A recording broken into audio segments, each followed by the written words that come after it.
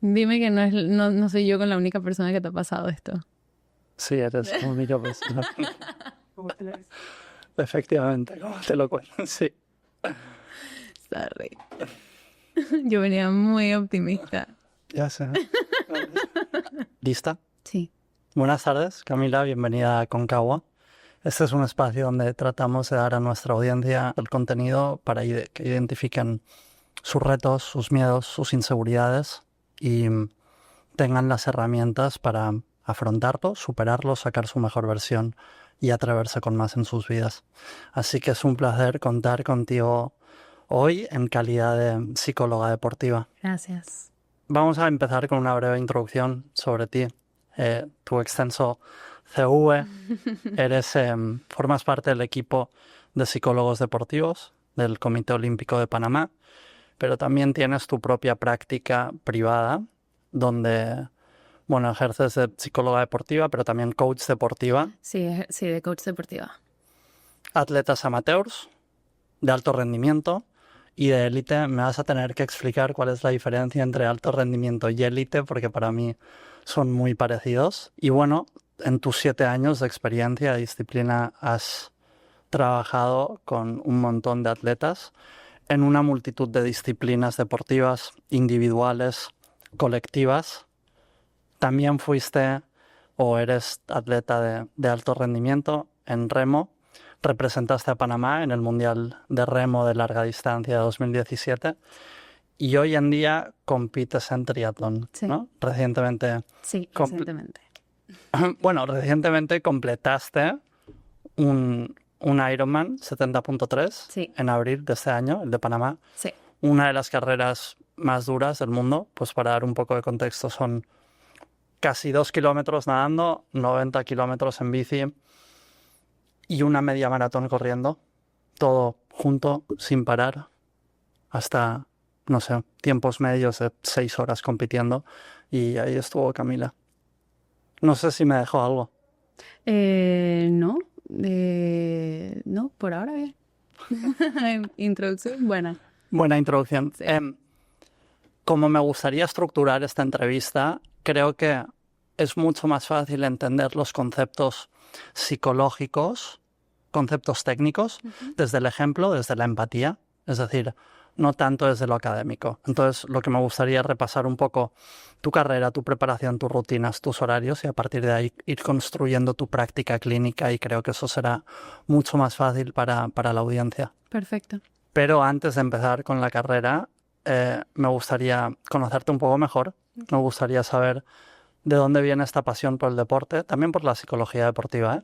Pero me gustaría saber si es algo que viene desde niña, por tu familia, por tus amigos, por el ambiente en el cual creciste. ¿Cómo fueron esos inicios? Bueno, realmente desde chiquita, desde que tengo uso de razón, siempre he estado en deportes. Mis papás siempre me inculcaron el deporte desde chiquitita.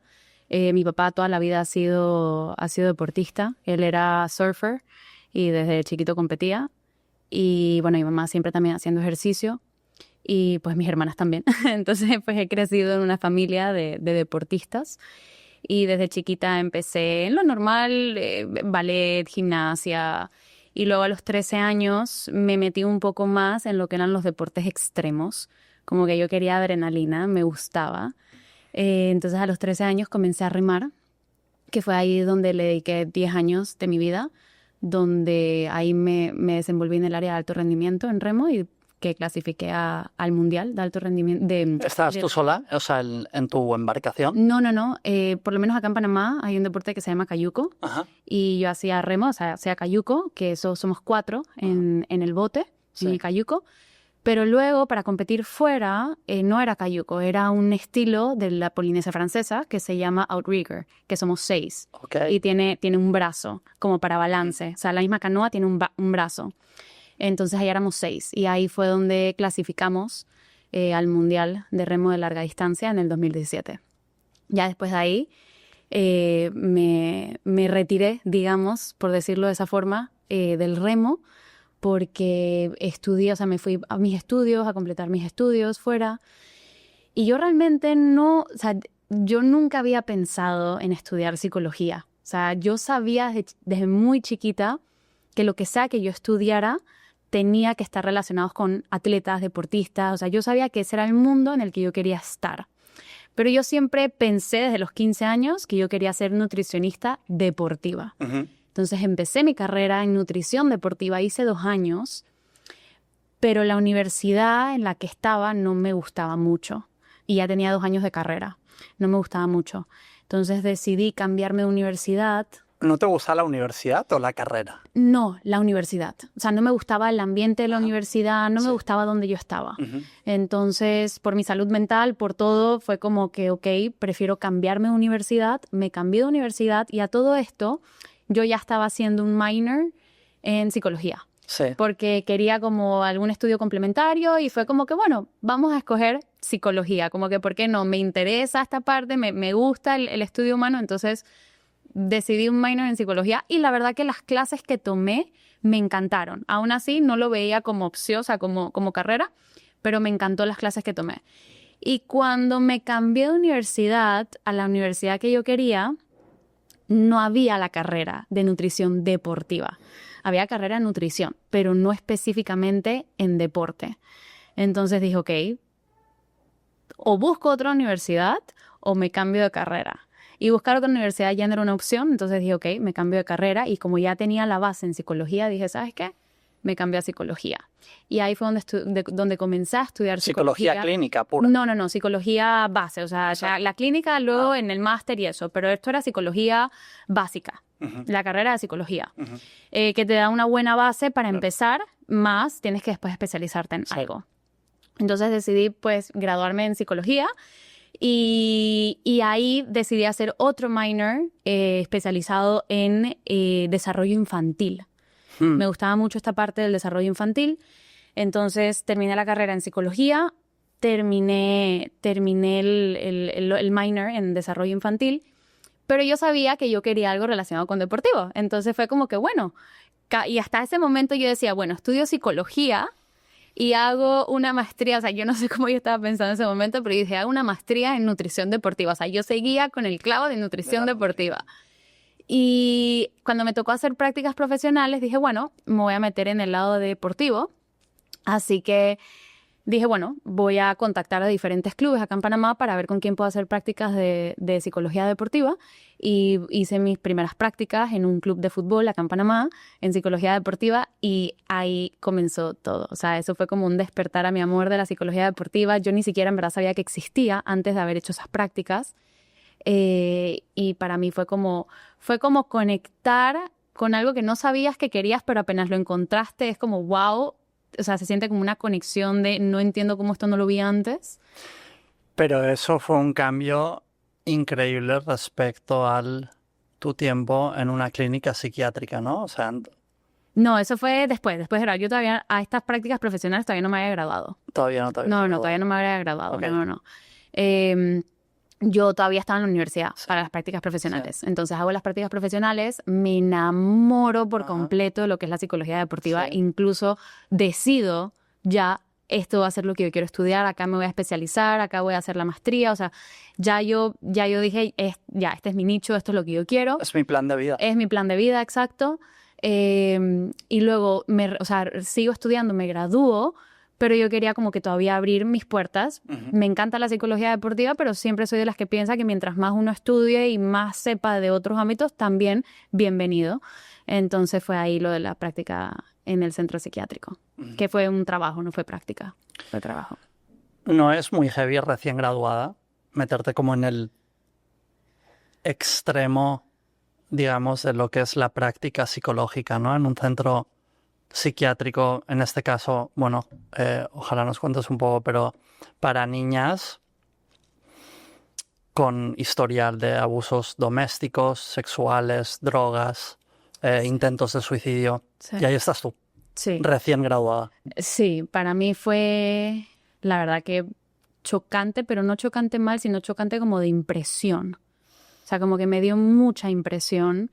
Yo no estaba ejerciendo como psicóloga en ese momento, yo estaba ejerciendo, o sea, mi posición era mental health staff. Esa era mi posición, de cuidado mental, de salud mental.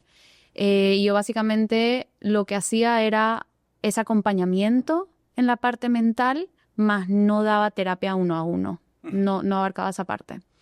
Pero sí estaba 12 horas al día expuesta a esta parte de salud mental con las chicas. Me tocaba trabajar solo con niñas, era un centro psiquiátrico que se dividía en niñas y niños, pero las niñas con las niñas, los niños con los niños. Entonces a mí me tocaba trabajar solo con niñas y era un centro de niñas de 13 años a 18 años. Ujú.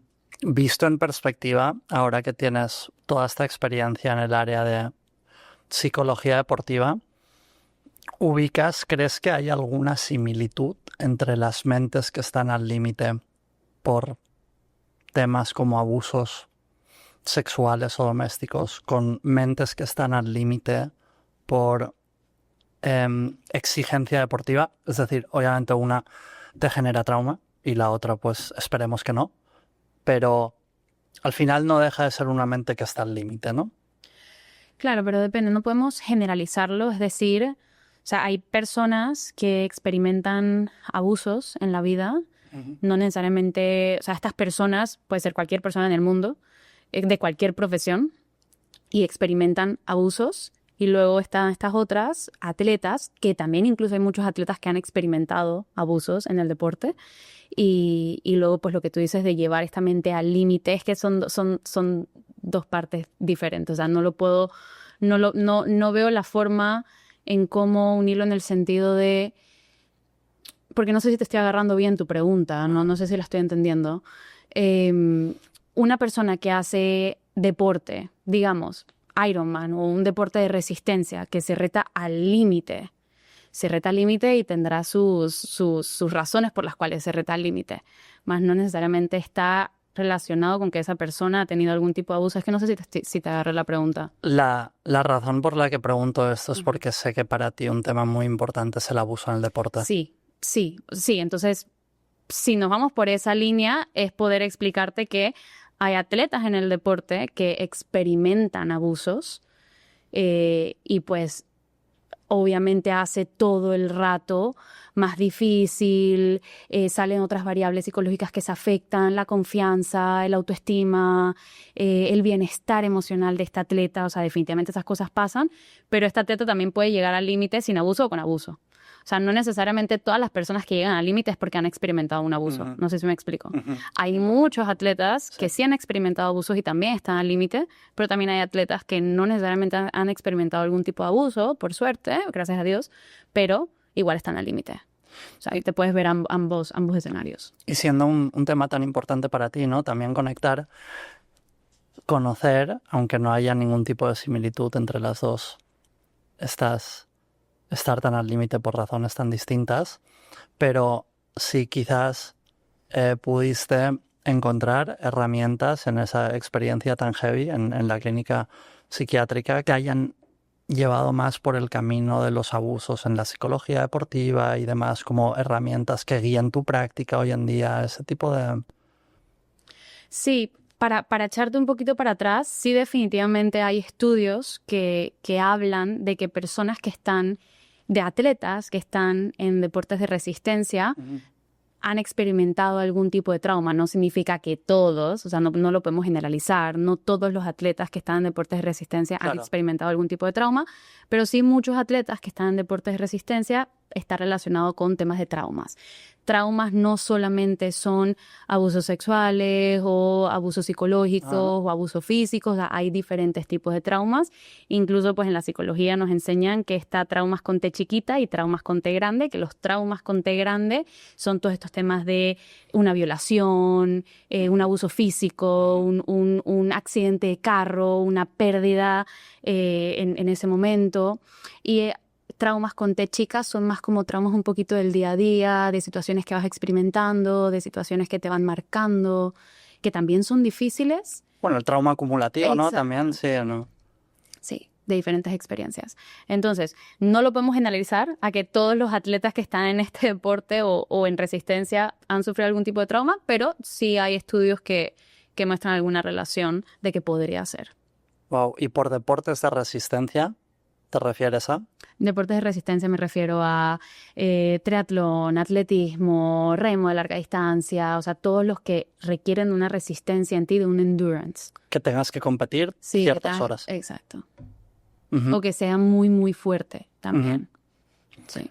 Bien, concluida tu etapa en el centro psiquiátrico y habiendo identificado tu plan de vida, tu nicho, lo que querías hacer, te estuviste formando más en psicología deportiva, ¿verdad? Creo Sí. que estuviste también en España Sí. un tiempo. Sí. Hice mi maestría en España en psicología deportiva de alto rendimiento, pero también en coaching deportivo. O sea, tengo ambas maestrías, por eso es que ejerzo también el coaching deportivo. A ver, vuelve, ¿puedes repetir eso? Sí, psicología deportiva en Sí. alto rendimiento Sí. y coaching deportivo. Y coaching deportivo. Ajá. Psicología. Sí. Ok. Entonces tengo ambas carreras, tengo ambos másters, tanto en psicología deportiva como en coaching deportivo.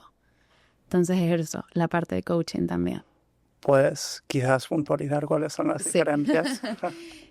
Ok, la parte de coaching deportivo, es más, todos los psicólogos ejercen muchas herramientas del coaching, más no todos los coaches, porque hay diferentes tipos de coaches, están los deportivos, están los de vida, o sea, hay diferentes tipos de coaches, no todos los coaches son psicólogos. Entonces, la gran diferencia es que en la psicología tú estudias el comportamiento antes, durante, después, en este caso, en mi caso, pues de los atletas, de los deportistas, y trabajamos pues cómo los factores psicológicos pueden llegar a afectar el rendimiento deportivo. Y en la parte de coaching trabajamos más en metas.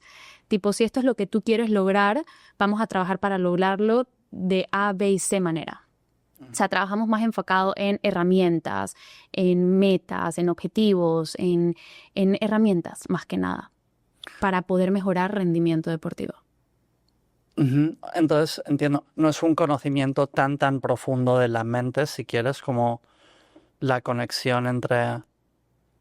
No lo diría de esa forma porque considero que hay muchos coaches que pueden llegar a conocer mucho la mente. La gran diferencia es que en la parte psicológica pues entramos a fondo a temas de cómo esto puede influir otra cosa o puede estar afectado por X cosa.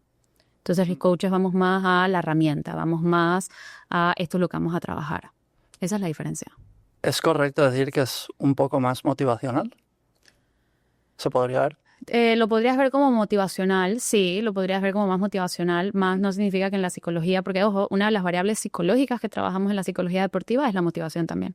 Entonces no te podría decir que en la psicología no trabajamos la motivación. Es simplemente una variable que se trabaja tanto a nivel de coaching como a nivel de psicología.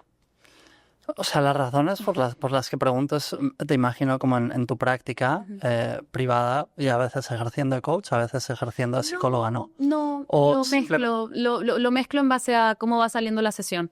O sea, hay muchos temas y hay muchas cosas que van saliendo de sesión, entonces a mí me gusta muchísimo utilizar mis herramientas de coaching Sí. a la hora de buscar un objetivo, buscar un resultado. O sea, me gusta mucho implementar herramientas de coaching, pero luego cuando tengo que ver, tipo, por qué está sucediendo tal cosa, me meto más como a indagar de trasfondo qué está pasando. También veo la parte, porque al fin y al cabo el atleta es humano. O sea, antes de ser atleta es un humano. Y tiene todas estas partes que lo rodean, la familia, en el caso de ser un menor de edad, la escuela, en caso de ser un mayor de edad, pues la universidad o el trabajo, la pareja en caso de tener, la parte social, la parte personal. Entonces, todos estos aspectos que lo rodean, todas estas áreas que lo rodean, también influyen en el rendimiento deportivo. Entonces, como psicóloga deportiva, también veo todas estas áreas y ver y entender qué está pasando en cada una de esas áreas y ver cómo podemos trabajar en cada una de esas áreas para que haya un balance. Juntas todo tu conocimiento y cuando te llega un cliente, un paciente, no diferencias entre vamos a seguir un proceso de coaching deportivo o vamos a seguir un proceso de psicología deportiva. Lo voy mezclando. Lo mezclas. Sí, lo voy mezclando. Bien, Sí. hemos clarificado esta diferencia. Ahora me gustaría clarificar también, dar una introducción a tu especialidad, a la psicología deportiva. Ok. Y cómo se diferencia de la clínica. Ok, bueno, ambas comparten muchos procesos. O sea, ambas estudian los comportamientos, las emociones.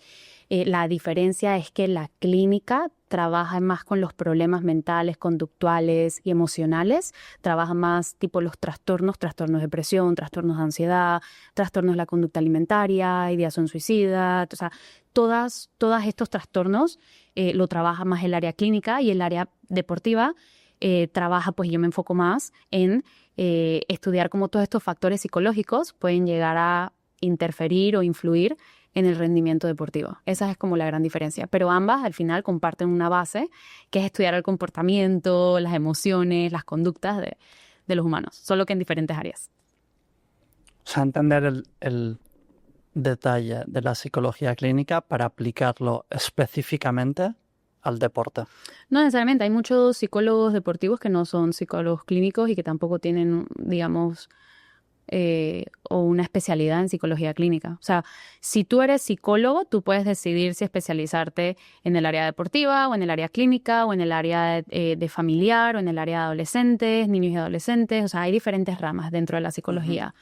Entonces, si yo decido ser psicóloga deportiva, yo no tengo por qué ser ni trabajar la psicología clínica, que son los trastornos. Es más, no se debería.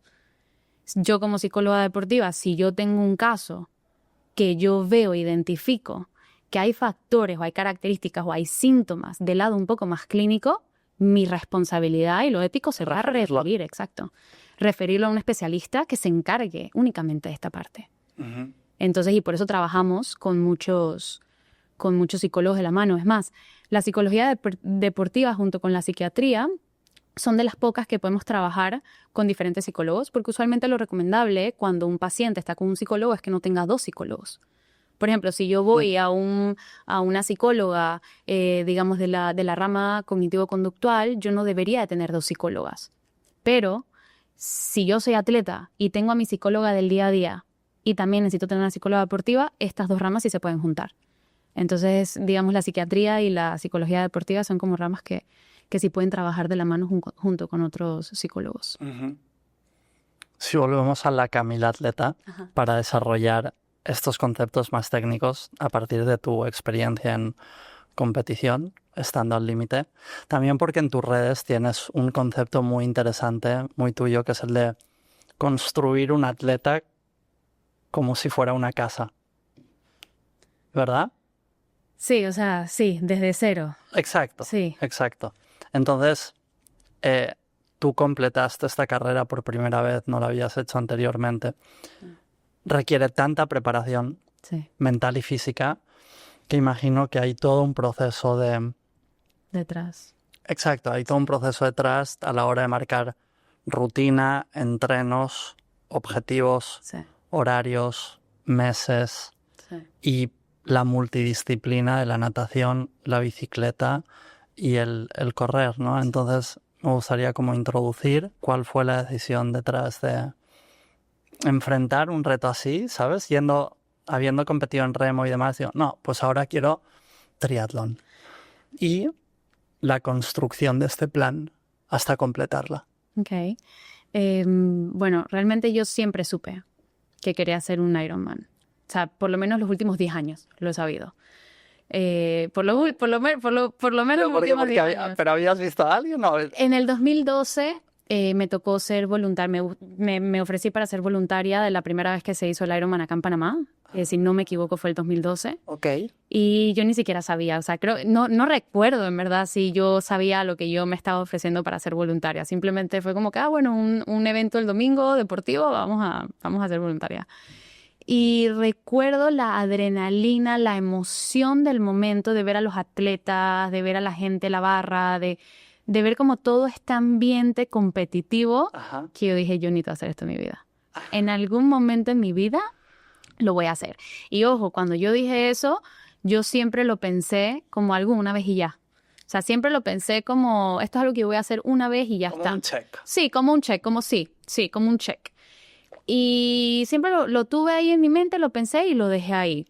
En el 2016, cuando estaba en off-season de remo, dije, oye, vamos a probar a hacer triatlón, como para ver si me gusta. Cuando tú estabas descansando de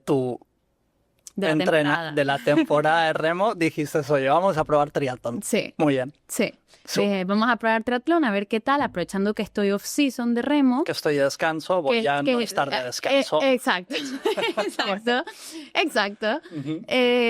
Y dije, bueno, tengo 5 meses, 6 meses. Tenía en verdad entre on and off como un año para poder probar triatlón y dije, bueno, voy a probar a ver si me gusta, porque si en algún momento quiero hacer un Ironman 70.3, pues tengo que ver si me gusta. Entonces vamos a comenzar con sprints, vamos a comenzar con las distancias más cortas. Me metí a triatlón y me encantó. Me encantó. O sea, fue como, wow. O sea, fue como un amor inmediato. Pero en ese momento yo me seguía dedicando al remo y quería seguir dedicándome al remo. O sea, no estaba dispuesta a cambiar o sea, remo por triatlón. No quería. Yo me quería seguir enfocando en mi deporte, pero me gustó tanto triatlón que dije, ok, definitivamente sí voy a hacer en algún momento un Ironman. No necesariamente ahorita, pero en algún momento lo hago. Incluso hasta me dije, tipo, me gustaría hacerlo antes de los 30. Eso sí me acuerdo de habérmelo dicho. Pero tampoco era como una presión de que tenía que hacerlo antes de los 30. Los objetivos que tenemos todos antes de cumplir 30 años, ¿verdad? Sí. Pues algunos los cumplen, ¿no? Claro, pero o sea, esta vez que lo hice, ni siquiera lo hice porque tengo que hacerlo antes de cumplir 30. No, ni siquiera, porque tampoco me lo dije en su momento, pero no era como, si no lo hacía antes de los 30 también estaba bien. O sea, no era como que tenía que hacerlo. Y me encantó triatlón, lo dejé ahí, seguí con mi remo, seguí en mis temporadas, en mis años de remo, me retiré del remo y bueno, quedó ahí. Estuve como 5 años sin hacer tipo alto rendimiento. Alto rendimiento. Esto es, de vez en cuando corría, hacía CrossFit a veces, hacía ejercicios funcionales o gimnasio, pero estuve 5 años donde no competía, donde no hacía pues esta intensidad de deporte. Y el año pasado, en el ¿Coincidió con tu época en España? Sí. Sí, ¿no? Sí. Ajá. Sí. Y en el año pasado, 2 amigas mías hicieron el Ironman del año pasado. Uh-huh. Y cuando yo vi las fotos, encima yo en ese momento estaba viviendo en Madrid. Uh-huh. Entonces cuando yo vi la foto de ellas 2 juntas, para mí fue como que no. O sea, yo lo tengo que hacer porque lo tengo que hacer y mi oportunidad es el año que viene y yo tengo que estar ahí con ellas y yo quiero hacerlo con ellas el año que viene. Ajá. Y así fue. Simplemente ahí agarré el celular y pagué la inscripción. Yo ni siquiera sabía qué estaba haciendo. Ni siquiera tenía la bicicleta. O sea, no tenía nada conmigo. Pero dije, o es ahora o es ahora. Y compré la inscripción. Y te marcas este propósito, ¿no? Es algo que te lleva más allá. Y ya yo sabía que yo quería lograr eso, exacto. Ajá. Entonces fue como que, mira, si no me lo propongo ahora, voy a permitir que sigan pasando los años y en verdad no sé cuándo lo voy a hacer. Entonces dije, ¿es ahora o es ahora? Lo compré y luego fue como que, ok, tengo que ahora ver mi plan. ¿Cómo voy a hacer esto? Y ahí es donde nace pues un poquito todo lo que me acabas de preguntar. Yo sabía que yo quería prepararme como unos 7 meses antes de la competencia, de la carrera. Entonces, ¿por qué 7? No sé, todas mis temporadas de Porque Remembrance. no puedes decir, no tenía más. No, o sea, sí tenía más, tenía mucho más. Es más, yo pagué la inscripción un año antes de la competencia. O sea, la competencia fue el 30 de marzo Sí. y yo pagué la inscripción creo que era como 20 de mayo. Okay. O sea, básicamente la tenía casi un año antes. Uh-huh. Entonces, perfectamente hubiese podido entrenar desde ese momento. Uh-huh. Pero no Otras quería. No quería. Otras prioridades, está bien. No, sí, tenía otras prioridades. Claro. Me imagino, es importante. Y sí, ¿no? Y estaba recién mudándome de vuelta a Panamá, entonces como que también me estaba adaptando y no solo eso, sino que también en el remo mis temporadas siempre duraban alrededor de 7 meses, 8 meses. Entonces ese era como un número para mí de, ok, 7, 8 meses yo perfectamente puedo prepararme para esto. Entonces por eso fue como que, bueno, 7, 8 meses. Y me comencé a preparar y comencé a entrenar 7 meses antes de la competencia. Y ahí fue donde comencé a ajustar un poquito todo de el descanso, la nutrición, el trabajo, cómo poder realmente tener un balance entre trabajo, deporte, porque claro, estamos hablando de una disciplina donde tengo que entrenar 3 disciplinas y muchas veces 2 veces al día o 2 disciplinas al día. Pero siendo sinceros, no tienes todo este balance. No. Me refiero, lo que me gustaría como dejar muy claro para la audiencia es el sacrificio que requiere hacer algo así, como requieren otros planes en la vida, ¿no? Sí. Pero tú cada día te levantas a las 4:30 Sí. y te vas a entrenar 1 hora, 2 horas, 3 horas, incluso más. Sí. Y luego empiezas tu día laboral, tipo a las 10 de la mañana y, bueno, trabajas con 6, 7, 8 pacientes, los que tengan que ser, hasta las 8 de la tarde o algo así, ¿no? Sí. Entonces, siendo sinceros, este balance no es tanto un balance para ti. No. Es elección, Sí, pero eso es lo que me gustaría transmitir. Sí, definitivamente. Cuando me refiero a un balance es como encontrar en el día poder hacer todo. A eso me refiero más como con un balance, no necesariamente que voy a estar cómoda y que voy a tener tiempo de sobra, no, sino como un balance de que todo me quepa en el día. Sí. Entonces, dicho sí, definitivamente dicho todo esto, a la final ser atleta de alto rendimiento requiere sacrificios. Tú no puedes querer una meta o querer cumplir algo sin hacer sacrificios. Tú puedes ser deportista, tú puedes estar en un deporte y tú tienes el derecho de elegir cómo tú quieres llevar el deporte. La realidad está en que si tú te pones metas que pueden ser un poco más duras, un poco más fuertes, van a haber sacrificios que tengas que hacer en el proceso de... La pregunta es, creo que la mayoría de la gente tiene metas en general para su vida. Y en esas metas hay metas deportivas. Creo que la mayoría de nosotros tenemos metas deportivas en la vida, como lo que decías, ¿no? Algún día antes de cumplir los 30 quiero hacer un Ironman, ¿no? Todos pensamos en estas cosas. Algunas personas las cumplen y otros no. Querría entender desde el punto de vista psicológico cómo entrenas a una mente para que, digamos, performe o entre en este desempeño de alto rendimiento. ¿Cómo puedes educar, transformar a tu mente para que aprenda a sufrir y cumplir estas metas que todos nos proponemos? Bueno, primero tenemos que ser realistas. Ahorita voy a explicar un poquito a qué me refiero con realista, pero lo más importante es la persona que se está, digamos, poniendo este tipo de reto, tiene que realmente quererlo. Porque si no lo quieres, en el sentido de si lo estás haciendo obligado, o si lo estás haciendo porque, no sé, digamos que el trabajo te está obligando a hacer este reto, o tus papás te están obligando a hacer este reto, o tus amigos te están obligando a hacer este reto, y no viene de ti al 100%, no va a haber ese compromiso al 100%. Por ende, entrenar una mente a que llegue a hacer eso cuando no está comprometido al 100%, pueden haber, digamos, como muchos espacios en blanco. Entonces, primero, realmente estar comprometido, que venga realmente, que nazca de ti, que tú quieras hacer esto, que tú lo quieras cumplir, que sea un deseo que tú tengas.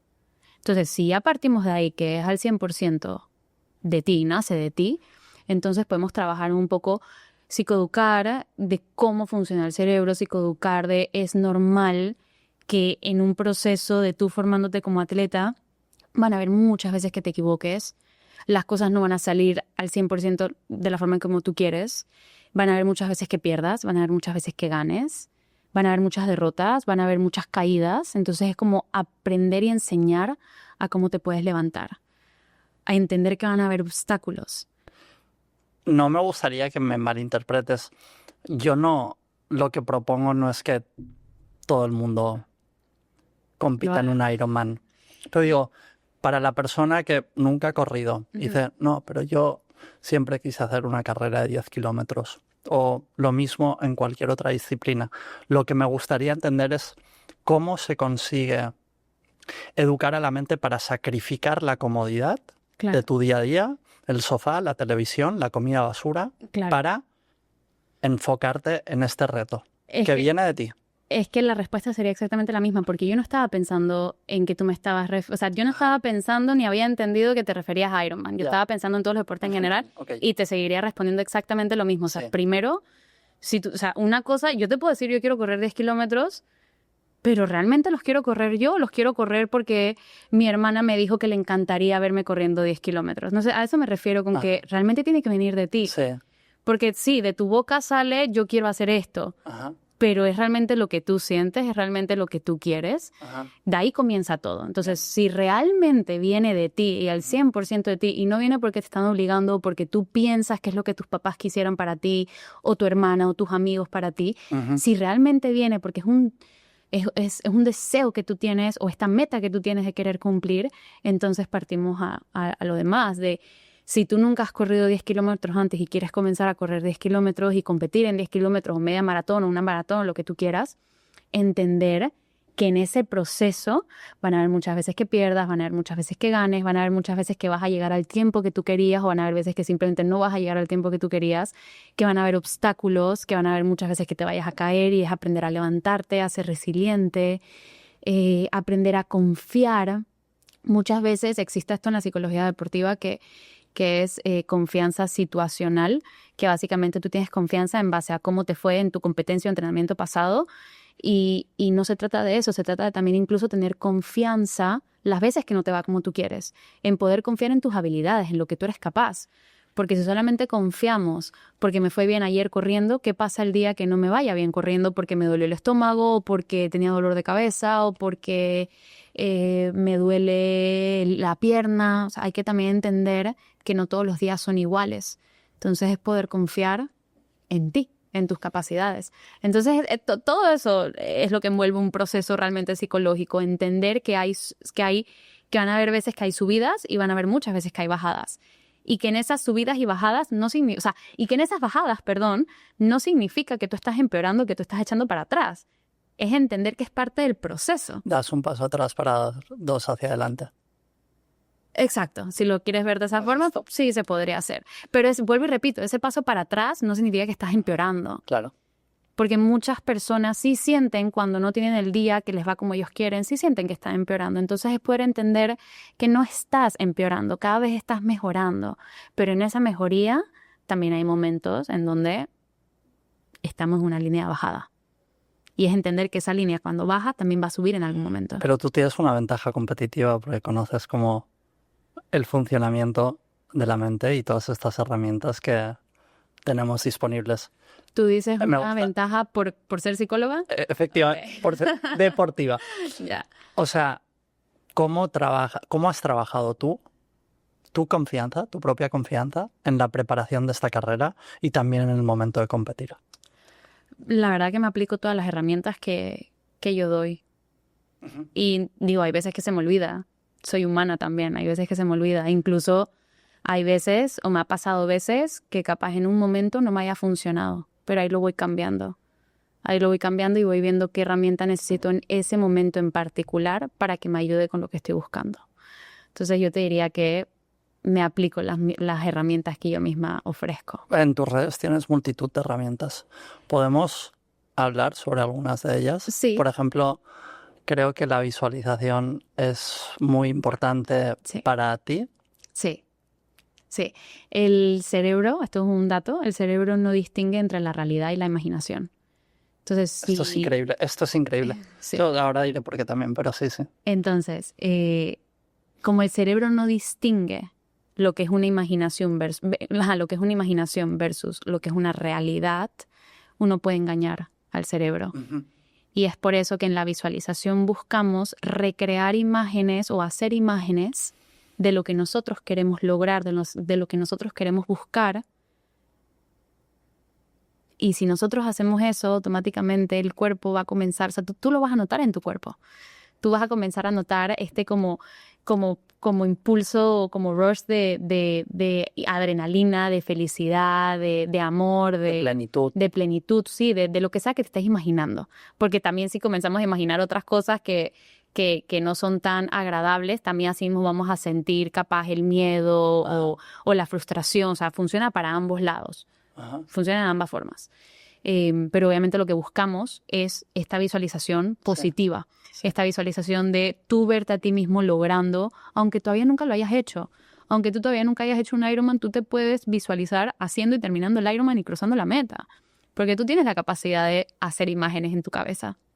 Entonces es como hacer imágenes de todo lo que tú quieres lograr, buscar, encontrar, tener, como si ya lo tuvieses. Incluso también aplica bastante, esto es una técnica que yo siempre doy como de agradecer como si ya lo tuvieses. Gracias porque crucé la meta, gracias porque hice este tiempo, gracias porque mis piernas funcionaron súper bien, gracias porque la alimentación me cayó estupendo. Y te lo comienzas a imaginar como si ya hubiese sucedido.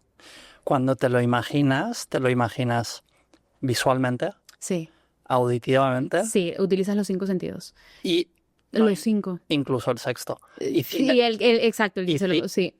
Sí, porque tú tienes que comenzar también a visualizar el cómo tú te vas a sentir. Y Sí, cinestésicamente. sí. Por O eso. sea, bueno, tú sabes muchísimo más que yo sobre este tema, ¿no? Pero para mí, uno de los autores más influyentes en mi propio proceso personal después del accidente y demás, a la hora de visualizar, proponerme retos y retomar mi vida, es Joe Dispenza. Ujú. Tiene unos libros Sí. increíbles. Y él, bueno, pues para él, de la misma manera, ¿no? La visualización es casi que el elemento más importante. Y Sí. te lo define como que cuando tú te planteas un reto y tu mente lo vive como si ya hubiera sucedido, que sea tan real esa experiencia, es imposible que no se te vaya a presentar de una manera u otra. Y eso es demasiado poderoso. Sí. Ya no solo en el deporte, En todo. pero Aplica para toda la vida. Sí. Pero sorry que te... no, ya no tengo más No, comentarios. pero es así. O sea, es poder. Y ojo, esto no es.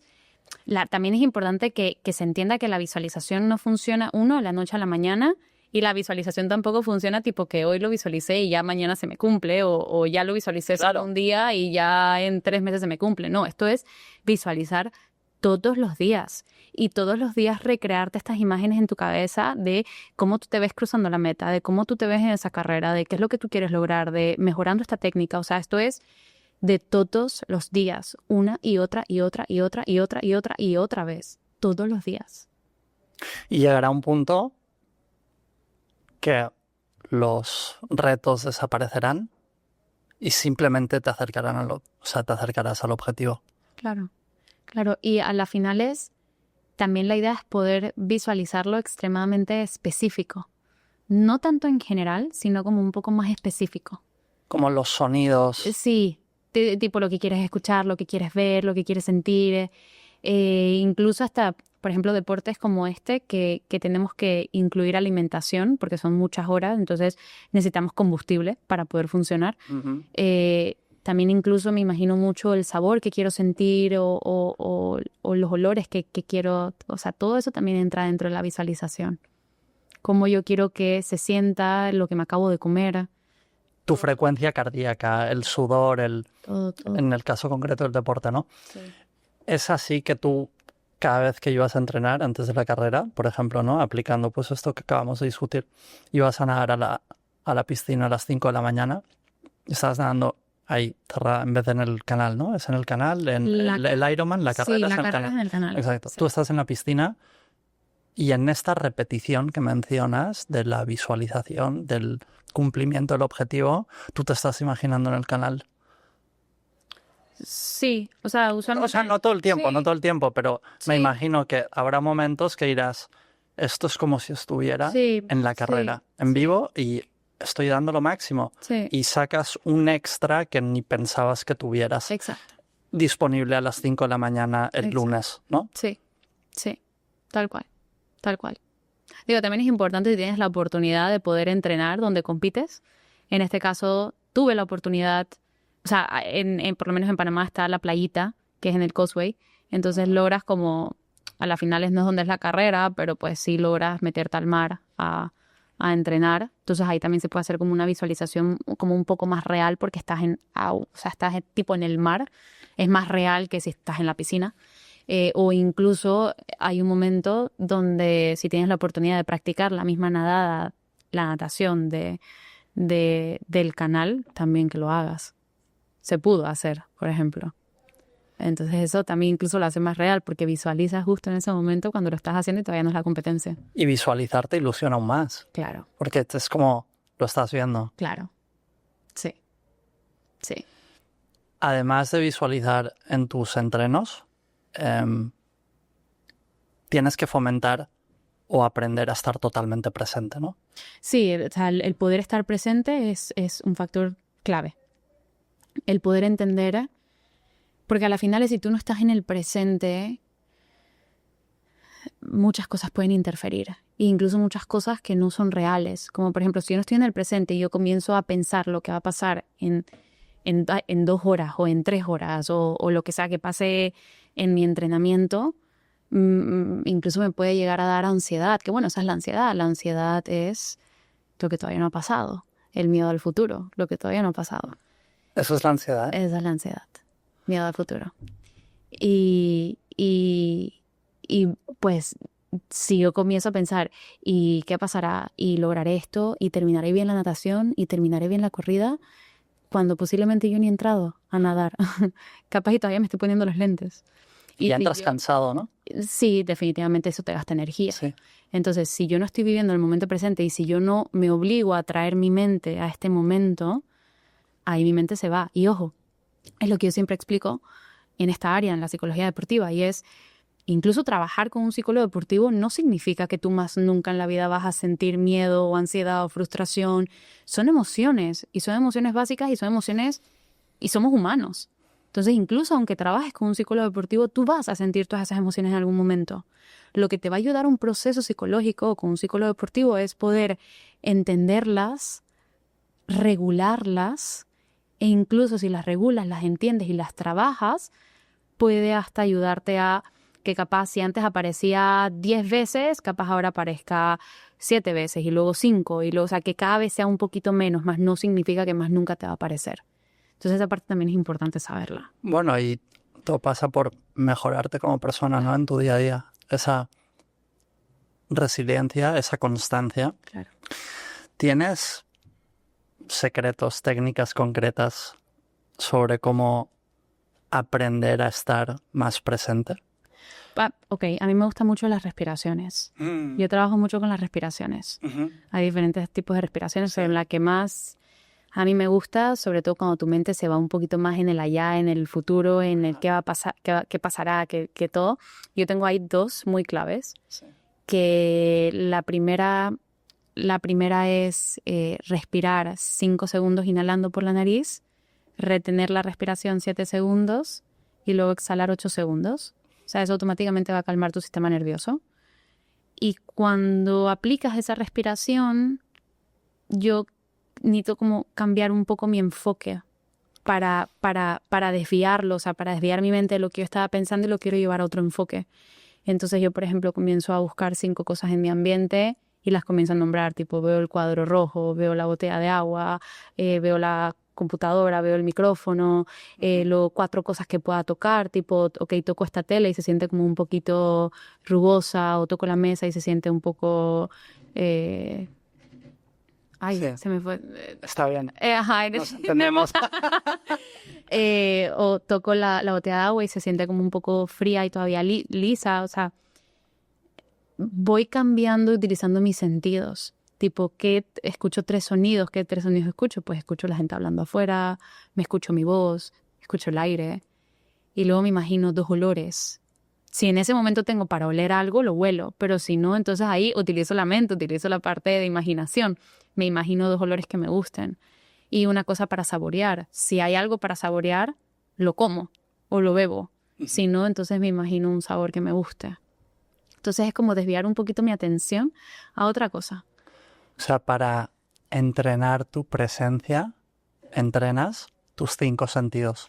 Digo, eso es una herramienta que a mí me gusta mucho utilizar. Sí, puede que a la gente, hay muchas personas, y ojo, es importante entender que todos somos diferentes. Entonces, lo que me funciona a mí no necesariamente le funciona a los otros. O lo que le funciona a los otros no necesariamente me funciona a mí.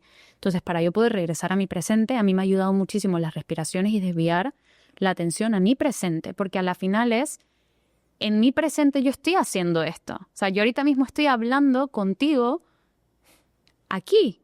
Entonces, si yo comienzo a nombrar las cosas que están en este momento presente, en este salón, estoy conectando con mi presente a través de los sentidos. Sí, claro, claro. Y también lo sumo con las respiraciones. Y eso es algo que a mí me ha funcionado muchísimo. Entonces sí, trabajar con los sentidos, sí. Más allá de los sentidos, el presente y la respiración y la visualización, ¿cómo mantuviste la motivación? Es decir, cuando tú llevas 3 meses seguidos o 4 levantándote cada día a las 4:30 de la mañana, renunciando a planes sociales, con amigos, con tal, con lo que sea, renunciando a tu comodidad, yo me imagino que seguro que llega un punto que dices, es que ya no puedo más. O quizás no, ¿eh? Pero ¿cómo mantienes esa motivación para bueno, seguir el curso y llegar hasta el día de la carrera.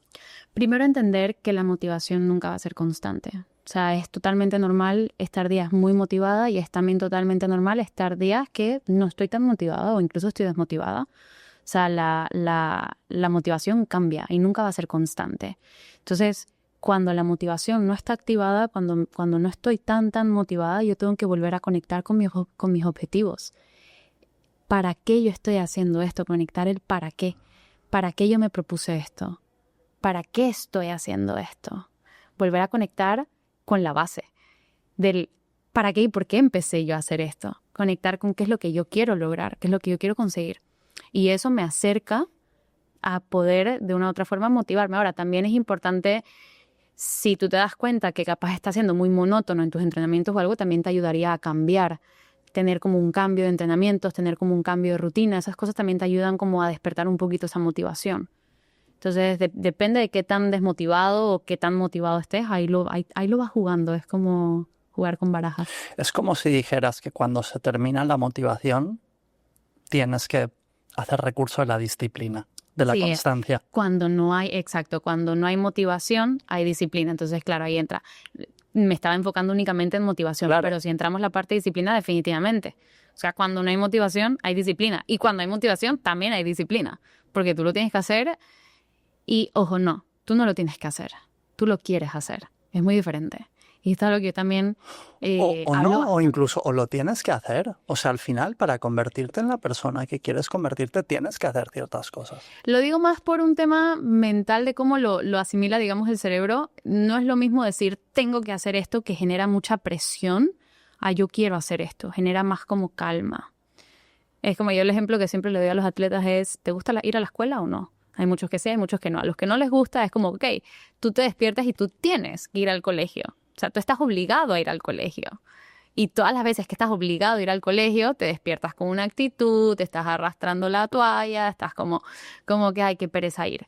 Pero el día que te dicen que en el colegio hay actividades, digamos, todo el día actividades, de todas las actividades que a ti te gustan, tú ese día vas a querer ir al colegio.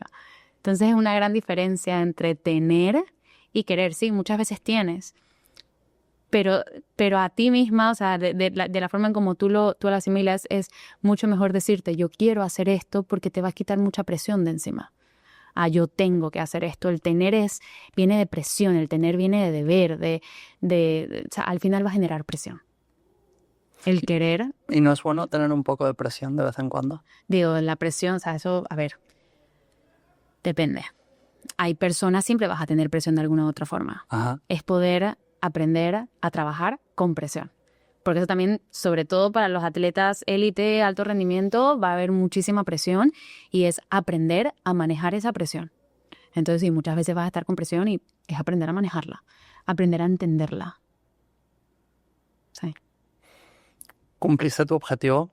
Después de los 7 meses, cruzaste esa línea de meta. Sí. Y algo muy sorprendente, ¿no? Y volviendo al inicio de nuestra conversación, tú, antes de afrontar el reto de los Ironmans, triatlón y demás, dijiste, no, yo lo quiero hacer como un check, ¿no? Una vez en la vida. Y lo increíble es que tú me dijiste, yo crucé la línea de meta y ya estaba pensando en el siguiente. Sí. Es más, antes de cruzar la línea de meta, antes de hacer el Ironman. No, pero quería añadir un poco de dramatismo al episodio. Me acabas de sacar todo el dramatismo al episodio para la gente que se quedó hasta el final.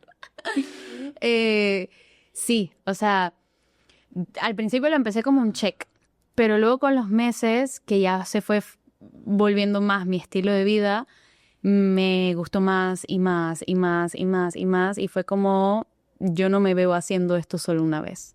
Yo me veo haciendo esto varias veces. No sé cuántas veces, no sé cuántos años, pero por lo menos un buen par de veces más, 100%. Y por lo menos ya tengo los próximos 2 pensados. Yo pensaba solo uno. Sí, o sea, este y el siguiente. Ya no, el siguiente no lo conocía. Sí. ¿Cuál es? O sea, el de Panamá, voy a volver a hacer el de Panamá. El de abril. Sí. El de marzo el año que viene. Entonces, cuéntanos, ¿cuál es el siguiente? El siguiente es ahorita en 3 semanas. ¿En 3 semanas? En 3 semanas, sí. Es en Argentina. Ajá. En Argentina, un 70.3 en 3 semanas. Wow. Y de ahí de vuelta al de Panamá, que es el 22 de marzo. del año que viene. Pues te deseamos todos los éxitos del mundo con los 2 Ironmans y bueno, y volveremos a retomar a ver si quieres hacer 3, 4, 5 Sí, más. no, ya tengo pensado, o sea, ya tengo varios que quiero hacer. O sea, tengo 3 específicos que sí o sí los quiero hacer. Ahora, ¿qué año los voy a hacer? No lo sé, pero los quiero hacer. Bien, eso me da una oportunidad para volverte a invitar y dejar a la audiencia con digamos, las ganas de saber cuáles son esos 3 que quieres hacer en el futuro. Perfecto. Gracias, Camila, por estar aquí. Me gustaría concluir para toda esa gente que quiera ponerse un reto físico o de otro tipo en su vida, ¿no? Pero en este caso hemos hablado de psicología deportiva. Toda esa gente que se quiera proponer este tipo de retos, ¿cómo pueden seguirte, encontrar tu contenido, tus consejos, hablar contigo y ver qué opciones, qué posibilidades tienen disponibles? Bueno, yo siempre ando posteando contenido. Bueno, ahorita mismo estoy tratando como de reactivar las redes de vuelta porque las tengo un poco apagadas. Pero más que nada Instagram, o sea, mi plataforma donde yo puedo sacar contenido y donde hago mucha psicoeducación. Me gusta hablar mucho de estos temas, es Instagram. ¿Y cómo es tu cuenta de Instagram?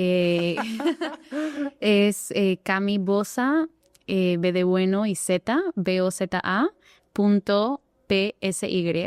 Ajá. De Sai. ¿Esa es tu red principal? Esa es mi ¿Recomiendas red que te Sí, escriban por ahí? esa es mi red principal, sí. camibosa.sai, sí. Pues estaremos revisando todos tus materiales y volveremos a hablar contigo. Perfecto. Gracias, Camila. Gracias.